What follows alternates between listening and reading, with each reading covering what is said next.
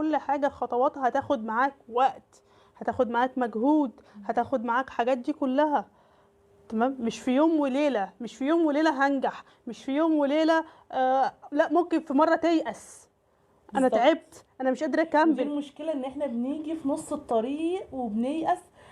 ما عندناش حته اللي احنا نجاهد نفسينا ونستمر، ونبدا ان احنا وده عندنا هقول لك استمرار. سببه ايه كمان، ده سببه ان الشيطان هنا بيبقى شايف ان انت خلاص قربت تحقق. ده ممكن قبل الخطوه، قبل ما توصل بخطوه، يجيب لك صوره يفخم لك الموضوع ويقول لك انت وانت، عشان هو مش عايز لك الخير، هو شايفك خلاص قربت توصل. صحيح. تمام، فبيفخم لك الدنيا عشان مم. يحبطك وييأسك ويخليك تقف. لا، انت هتوصل بقى وتبقى كويس. لا، هو مش عايز لك الخير خلاص. لا، بص، هو انا بشوف ان النجاح ليه عنصرين مهمين قوي: التضحيه والاستمراريه.